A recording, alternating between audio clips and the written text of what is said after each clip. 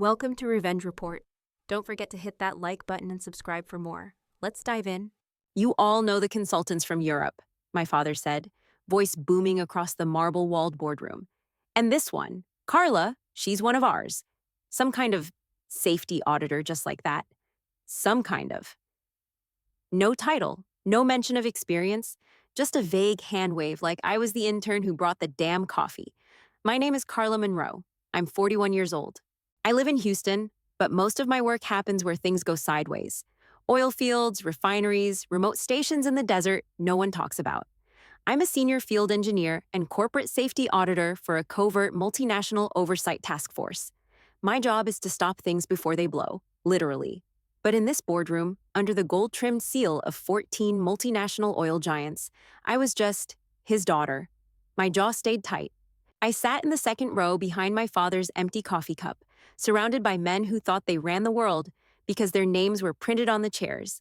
Across the table sat Reza Mehran, gray suit, older than most, eyes sharp as glass. I knew who he was, regional director for a major Middle Eastern petroleum consortium, fluent in 7 languages, and feared by half the board for never raising his voice. He leaned forward and began speaking, not in standard FARSI, but something old, layered, like the words had dirt still clinging to them. The translators glanced at each other, confused. Someone muttered, "Arabic?" Another shook his head. No one had a clue, except me. Quick note, before we go any further, tell us which country you're watching from. I stood, slowly. Reza's eyes flicked to me and locked in. I answered him, same dialect, same rhythm, straight from the Zagros Mountains where I trained during my 4th year in the field. You learn things fast when the cost of being wrong is bodies. The room froze. Pens stopped tapping. Laptops stopped blinking. My father turned like he'd heard a ghost. Reza stood. He nodded once, then said in perfect English, "She's the reason this hasn't exploded." Dead silence. Every head turned. One executive dropped his pen. My father's face went pale like he'd just swallowed bleach. I didn't sit down. I just let them look. Behind me, the door opened. A man in a gray badge leaned in and said, "Miss Monroe?" "They've requested a debrief." I walked out without looking at my father. I wasn't here for him. I followed the man with the gray badge down 2 flights of stairs, through a side door, and into a corridor with flickering overhead lights and the faint buzz of electrical panels. It was colder down there. Quiet in a way that made the concrete walls feel thicker than they looked. He didn't say a word, just stopped in front of a steel door and knocked once. Inside, the room was small, windowless, clean but bare, like a security checkpoint they forgot to furnish. 1 table, 2 chairs, and a stainless steel water pitcher that hadn't been touched. The door closed behind me with a dull thunk. Reza Mehran was already seated. He didn't stand, didn't smile, just nodded toward the chair across from him like he'd been expecting me for days. I sat down. "I apologize for the drama upstairs," he said, "but it had to be that way." I kept my hands flat on the table. "Why am I here?" He slid a folder toward me. The paper was old, grainy photo clipped to the inside cover. I knew the image before I even fully looked at it. Open desert, pipeline station in eastern Turkey. 2 tents, 1 truck, and the scorched aftermath of a gas leak that should have killed 50 men. I was in the background, kneeling, bareheaded, dusty, holding out both hands to an older man in tribal dress. No armor, no radio. Just me, guessing words in a dialect I barely knew back then, trying to keep him calm while his men panicked. "You were what?" he asked. 30? 24, I said quietly. He nodded. That elder had 10 armed sons. The official story said the workers were evacuated by convoy. What they didn't say was that you bought them 2 hours with no backup and no translator. Didn't think anyone noticed. I did. He tapped the photo once. "You saved 48 men that day. That report was buried in Ankara before it ever left the region." I stared at the image. That day had never come up again. Not in performance reviews, not in audits, not even during risk debriefs. I'd started to think I made it bigger in my head than it really was. He reached into his jacket and pulled out a sealed envelope. It was thick, but unmarked. No logo, no stamp. Just a name printed across the fold in block letters. My name. He slid it across. "I requested you." My eyes snapped to his. "You what?" I told the board there was only one person I wanted assigned to the compliance audit. I knew they'd listen if I made it sound like a formality. That dialect you spoke upstairs? That's spoken by less than 3,000 people today. I grew up with it. The weight in my chest shifted, like I'd been holding my breath for a decade and didn't know it. Why me? I asked. He leaned back, face steady. Because when it mattered, you never reached for a gun. You listened.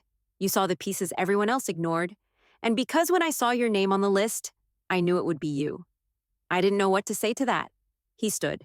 Just like that, the meeting was over. But he paused at the door. You don't need permission anymore, he said. Just read what's inside. Then he left. I opened the envelope, coordinates, a project name, coded, but I understood enough. Then a note, handwritten in tight ink. You are still needed. For the first time in years, I didn't feel invisible. The handwriting on the note didn't shake me, but the weight behind it did. Still holding the envelope, I stepped into an empty stairwell, sat on the bottom step, and pulled out the rest. Beneath the coordinates and project tag was a thin flash drive in a black plastic sleeve. I slid it into the port of my field tablet and tapped play. The file was old, grainy, staticky, broken by wind and the crackle of failing equipment. But I knew it instantly. 3 years ago, Algiers, temporary audit office inside a converted processing trailer. My third straight night alone, sorting irrelevant safety logs dumped by the AI scrubbers. This one was tagged low priority, non-viable, almost got deleted. The voice on the recording was a man, panicked, speaking fast into what sounded like a handheld mic during an emergency evacuation. Half the words were cut. The last 5 seconds were drowned in static, then nothing. He was dead before the clip ended. But I'd heard something. The inflection, the vowel drop, the way he said Sargari instead of Sargarmi. That wasn't Arabic, wasn't Farsi either, not standard. It was Bakhtiari, mountain dialect, Western Iran, almost extinct. I remember freezing, staring at the screen like it had blinked. Bakhtiari wasn't supposed to be spoken anywhere near that pipeline. And if it was, it meant someone brought in off-book labor from rural villages, likely undocumented, probably untrained. I pulled up the backup maps, cross-referenced pressure levels across 3 underground storage zones near the Tunisian border, checked against a batch of incomplete forms flagged weeks earlier by another field tech, someone who quit before anyone followed up. What I found made my skin go cold, redundancies bypassed, pressure buildup in 3 sectors, fluctuating levels matching delayed valve sequences, all tied to a midnight maintenance cycle. It wasn't an accident waiting to happen. It was a setup, a timed failure across 3 major sites. Coordinated. I flagged it for emergency review and pinged the oversight team in London. 48 hours later, a response team raided the secondary site just minutes before detonation. The report said, mechanical malfunction averted, no casualties, no details. My name wasn't listed. The audio file vanished 2 days later, not misplaced, gone. The entire folder was scrubbed. When I brought it up, they told me, we think you confused it with something else. Happens during long rotations, I let it go. I'd done my job. That's what I told myself. But now I was staring at that exact same audio clip, restored, cleaned up, and annotated. And in the top corner, in a tight red label box, one word was printed. Monroe, not my father. Me. Someone had been watching, tracking what I caught, what everyone else missed, and validating it. Quietly, carefully, outside the system. I listened to the full file again. The dialect, the last breath, the sharp shift in air pressure before the clip cut. Every second of it slammed back into my chest. 3 years ago, I sat in that trailer alone, thinking nobody would ever know. Now I knew at least one person had. Whoever archived this didn't want applause. They just wanted me to keep listening. And I would. I flew back to Houston that same night. No suitcase, just the flash drive in my jacket and the envelope folded into my back pocket. By morning, I was walking into the Energy Oversight Division's headquarters, glass and stone, corporate as hell, tucked between 2 banks off San Felipe. Nobody looked up as I badged through the front gate. That part hadn't changed. They didn't give me time to settle in. I was told to report to Level 7, Auditing Conference Room B. The lights were already on. A projector screen glowed at the far end, showing a frozen waveform from an audio file. The audio file. The Bakhtiari clip. Not the one I found in Algiers. This version was sharper, tagged with Persian script, timestamps, pressure data, even altitude markings. Across the table sat my supervisor, Kendra Mills, mid-50s, ex-Army Corps, no patience for ceremony, and next to her, with his tie already loosened and coffee cup half empty, was my father. He looked up, surprised to see me. I didn't return the favor. Kendra spoke first. "Sit down, Carla." I did. "We've had this clip buried under obsolete facility records since 2022, she said. "It was flagged twice. Both times dismissed. The second dismissal came from your father's office." He didn't flinch. "Our linguists couldn't identify it. Neither could the AII did," I said. Kendra nodded. "Yeah, you did no good job. No handshake. Just the facts." She clicked a remote and let the clip play. The voice cut through the room. That same ghost of a dialect. The crackle of pressure in the background. The annotations popped up line by line. The last one hit like a punch. "Money paused for trust. Bakhtiari idiom," meaning bribe pending clearance. My father shifted.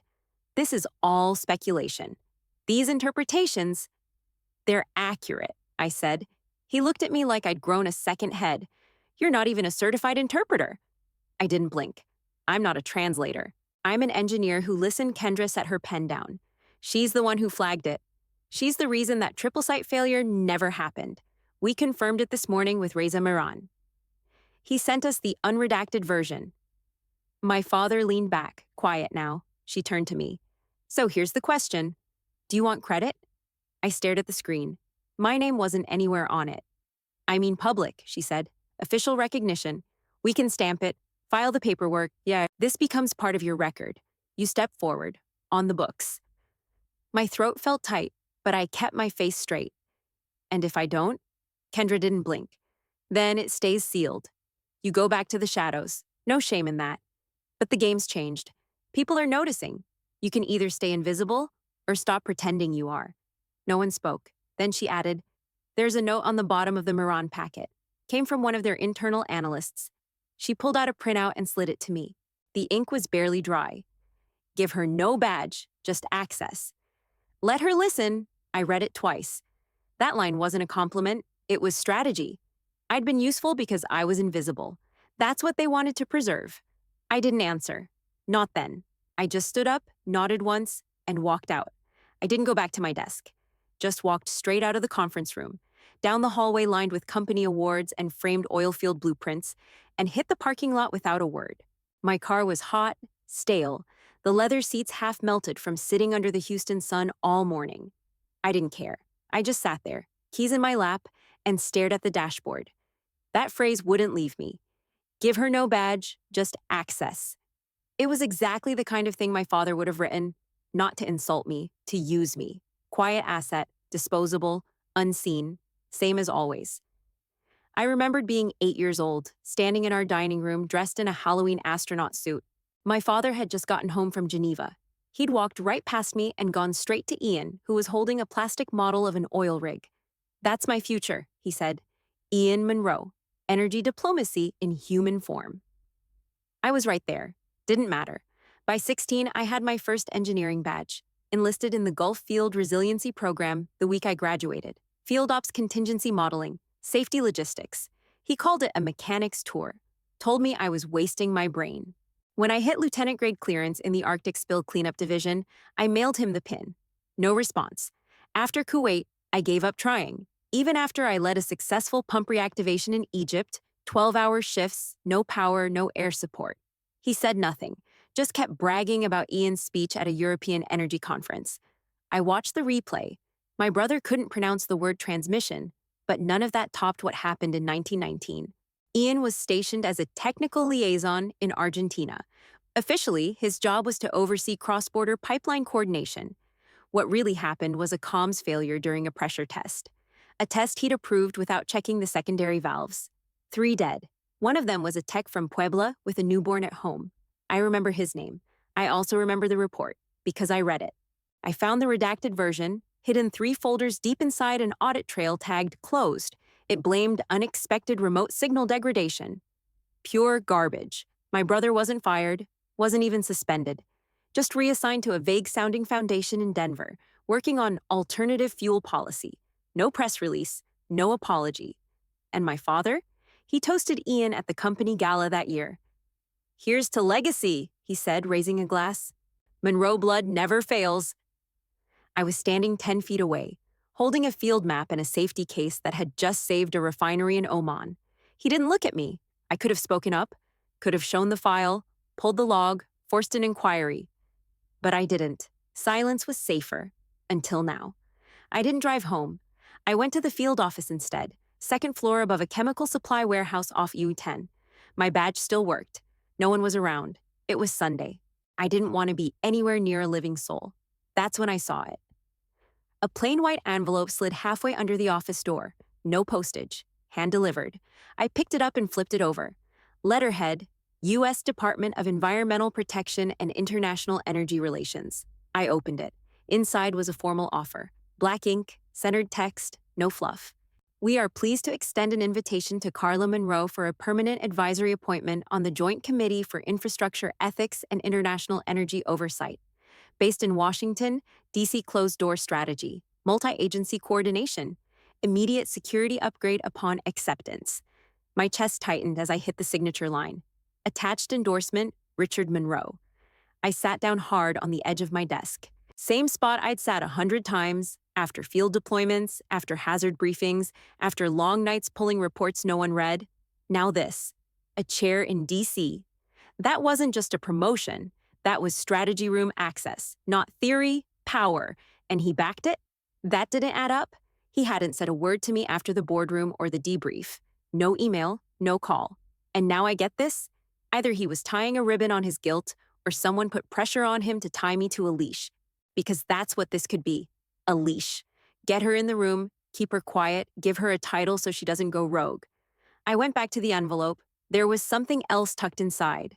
A smaller card, cream paper, one line. Sharp handwriting, slanted, his. "Forgive my blindness.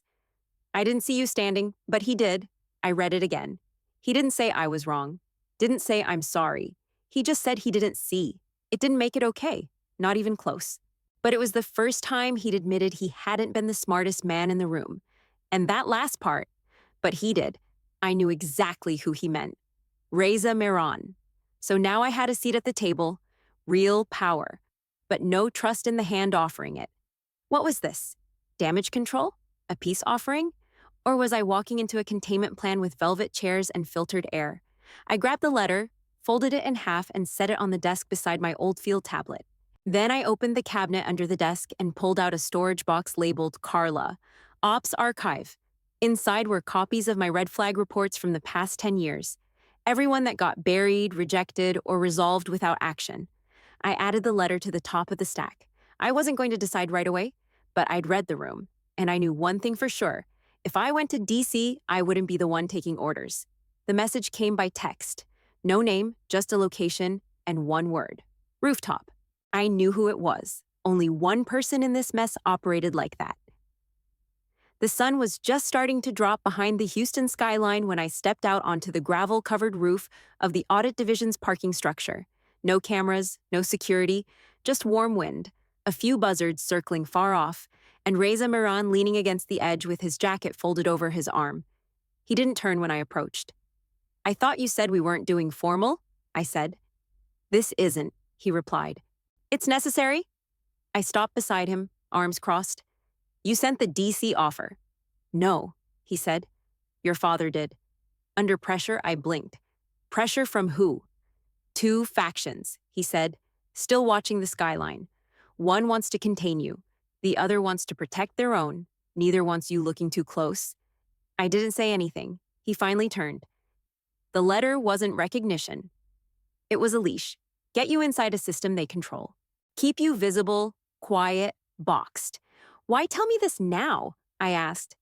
"Because I've seen people like you disappear," he said. "Not physically. On paper. Buried in advisory roles, flooded with protocol until your instincts die." He reached into a folder he'd brought and pulled out one page. No header, no official seal. Just a list of transaction chains tied to a think tank out of Colorado. "Reform for Energy Ethics and Global Education," I read. "Rage," he said. "They claim to run energy literacy programs. In reality, it's a front.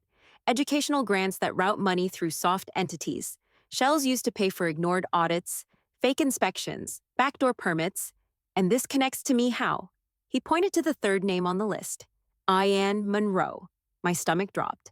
That grant was tied to a cleanup contract in Argentina, he said, the one your brother oversaw.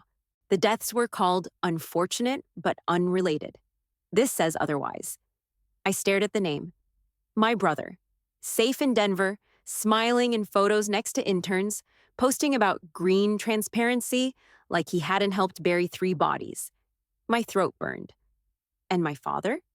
He didn't list you. Not willingly, Reza said. They told him if he didn't endorse you, they'd bring up the Argentina records. He gave them what they wanted. You leashed. So that's what the DC seat was. Not honor. Not apology. Insurance. I looked at Reza. How long have you been watching this unfold? Since Ankara, he said. You saved lives. Then you vanished from every follow-up report. That doesn't happen by mistake. I nodded once. You think this goes bigger? I know it does, he said. You've been circling the edge. Now you're at the center. He handed me the page. Take this. Decide what to do next, but be clear-eyed. This isn't about you anymore. It hasn't been for a long time. He started walking away, slow, no rush. Before he reached the door, I called out, "Why help me?" He stopped but didn't turn around. Because once, someone helped me when no one else would. You remind me of them? Then he was gone. I stood there, wind in my face, holding the paper with my brother's name on it, and all the silence I'd carried finally started to feel like something sharp in my hands. I booked the conference room myself. 2nd floor, east wing, no windows, low access, just enough to avoid drawing eyes.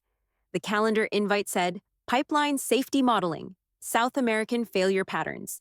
A boring title no one would question. I sent it to 5 people. 4 were real. 1, Colin Graves, got the invite 19 minutes before the meeting started. That was on purpose. He used to run logistics for my father's office. Real job, quiet cleanups, fast denials, paper trails that led nowhere. He was the one people called when bad things needed to vanish without consequence. The others filtered in on time. 1 legal analyst, 2 data auditors, and a translator on contract who didn't ask questions. I greeted them, handed out packets with nothing sensitive, and gave them a watered-down summary of valve failures and pressure anomalies.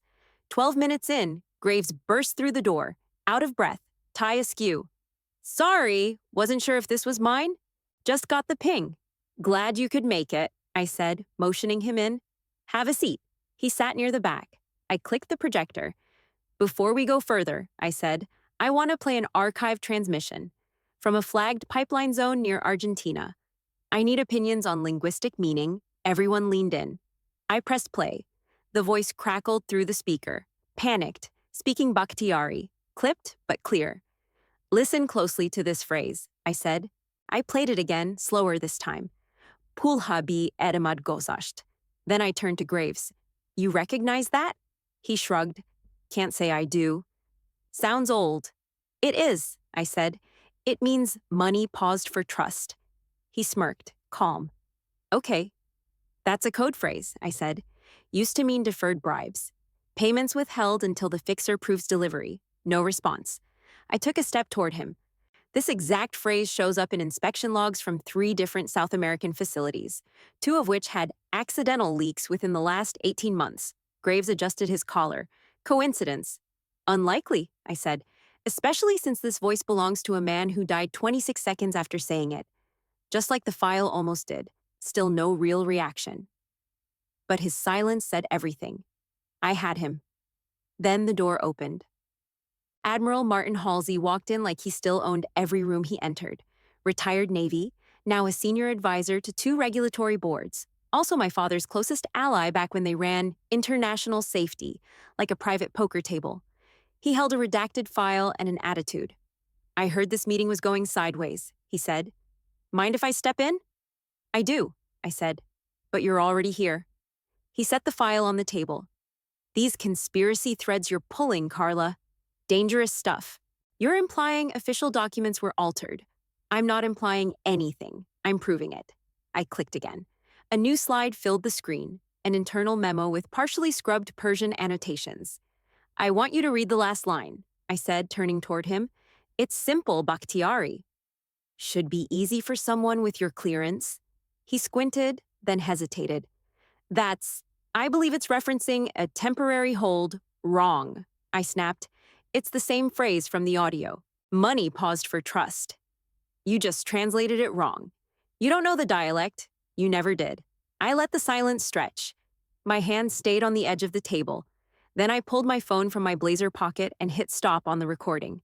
Halsey's eyes flared. You were recording this? He asked, voice dropping low. Since minute 3, I said. Standard protocol for flagged language reviews. His whole posture changed. If you leak any of this, it's already sent, I cut in. One copy went to the DIA, another to a secure archive server, and a third? I leaned forward. To my father. Graves stood abruptly and left without a word. Halsey stayed frozen, jaw locked. I gathered my files. No one else spoke. As I reached the door, I turned back. You built your careers on not being challenged. That's done now. Then I walked out. I got home around 9, threw my blazer on the chair, kicked off my boots, and didn't even bother with dinner. Just sat at the kitchen counter, lights low, hands still buzzing from the meeting, phone on silent, laptop closed. I didn't want screens. I wanted quiet. At 10:15, someone knocked. Not a buzz, not a call through the gate, a knock. I opened the door, and there he was. No driver, no assistant, no car even. I didn't hear one. Just my father standing on the porch in a black coat, holding something under his arm. He looked tired, not sick, not weak, just stripped down, like the suit and boardroom voice had finally worn off. He didn't say hello, just held up the thing in his hands, a photo, paper thin, curled at the edges, a little smudged. I thought you might want this, he said. I took it. It was me, maybe 9 years old, sitting cross-legged on the garage floor with a massive map of the Texas energy grid spread out in front of me. I'd drawn circles around the substations and marked them with colored paper clips. He must have taken it himself. You were already choosing who you wanted to be, he said, voice low. I didn't know what to say. I just kept looking at the photo. I came here tonight, he said, because I saw the recording. Of course he did. I don't know what happens next, he went on, but I figured I owed you more than silence. He sat down in the old porch chair, the one with a torn armrest, looked out at the dark street like he needed time to gather the right words. Then he started. I protected Ian because I was scared, he said, not of the fallout. I could have handled that. I was scared of what would happen to you if I didn't. I turned to him. What the hell does that mean? You were always going to dig deeper, ask harder questions, go where the damage was. I saw that in you before you even left school. I couldn't control that. You didn't have to, I said. He nodded. I know. But I didn't know how to support it, not the way you needed. So I stayed quiet. Back to your brother, because at least with him, I could manage the damage. I almost laughed. 3 people died. I know, he said quickly. I know. His hands were clasped in front of him now. No ring, no watch, just skin. You don't have to forgive me, he said. I'm not asking for that. I came here to say this face to face. You were never invisible. I just refused to see you clearly. That's on me. I leaned against the doorway, arms folded. My throat burned, but I held it down. You came to say that? I asked. No, he said. I came to say this. Keep going. Don't stop. Don't soften. Don't fold just because the weight's heavy. You've carried it longer than anyone I know. He stood. Live as you have, he said. Speak as you speak. Fight as you fight. And that was it. He stepped off the porch, walked into the dark. No headlights, no engine, just fading footsteps. I looked down at the photo again. Me, all knees and elbows, surrounded by wires and maps, completely locked in. Not smiling, not performing, just focused. And for the first time since I was a kid, something heavy in my chest started to lift. Same boardroom, same polished table, same men in $1,000 suits pretending not to sweat under fluorescent lights. But this time, I stood at the front. Reza sat near the center, silent, waiting. My father was in the second row. No papers, no tablet, no assistant whispering in his ear. He didn't look like a man in charge. He looked like a man finally listening. The chairwoman called the meeting to order. Miss Monroe, you requested this floor. I nodded. I'll keep it brief. I tapped the mic once, leaned in, and spoke 6 words in Bakhtiari, slow and steady. Rast migam, gushkon, diri nist. I'm telling the truth. Listen, it's not too late. The room went dead still. Half of them didn't know what they'd heard. But Reza stood. He didn't look at anyone else. Just me. Then he gave a short, firm salute. She's why your company is still standing, he said in clear English. No applause, no follow-up question. Just silence thick enough to choke on. I scanned the room once. My father met my eyes. He didn't blink, didn't flinch. He just saw me. Really saw me. I turned, set down a flash drive, and pushed a folder across the table. Inside, every report, every buried log, every file I'd chased and cross-referenced for 10 years. I'm filing this for record, I said. Not revenge, not retribution, just record. No one moved. I left it there and walked out. No dramatic closing line, no parting shot. Just the truth, sitting on polished wood, waiting to be read.